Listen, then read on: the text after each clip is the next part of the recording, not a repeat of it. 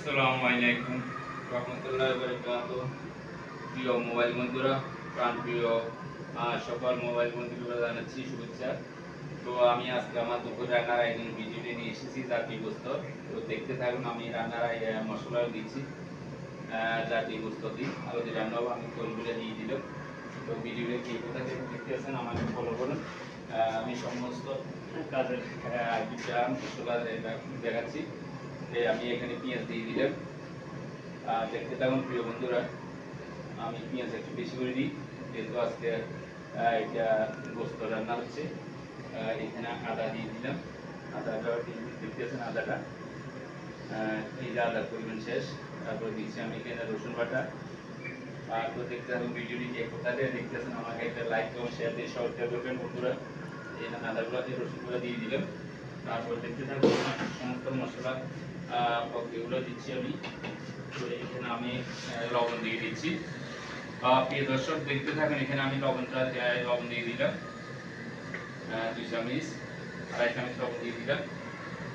তারপরে এখানে আমি দিচ্ছি হলুদটা দিয়ে দিচ্ছি। তো দেখুন হলুদটা দেওয়া শেষ করলাম। প্রক্রিয়াজাত করতেছি মশলার প্রক্রিয়াজাতগুলো আমি করতেছি। তো প্রিয় দর্শক দেখতে থাকুন আমার মশলার প্রক্রিয়াটা আমি শেষ করছি এখানে। দেখতে থাকুন দিয়ে দিলাম। তো এখানে এখন দিচ্ছি আমি এখানে প্রাণগুলো মশলা।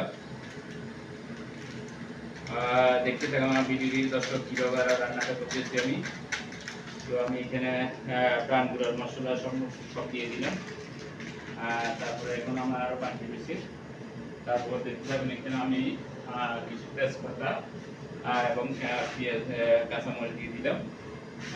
তো প্রিয় দর্শক আমার ভিডিও আপনারা কে কোথা থেকে দেখতেছে আমাকে একটা লাইক এবং শেয়ার দিয়ে সঙ্গে দেখবেন।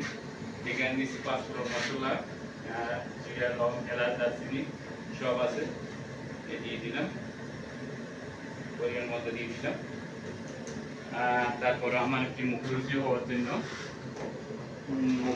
মুখরুচির জন্য আমি দিলাম এখানে একটি টেস্টি লবণ।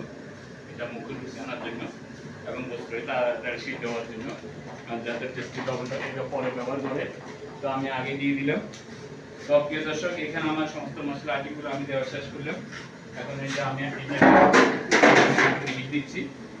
পরবর্তী ভিডিও দেখার জন্য সবাইকে আমন্ত্রণ জানাই। তো এই ছিল আজকে দুপুর রান্নার আয়োজন। ধন্যবাদ। আসসালামু আলাইকুম।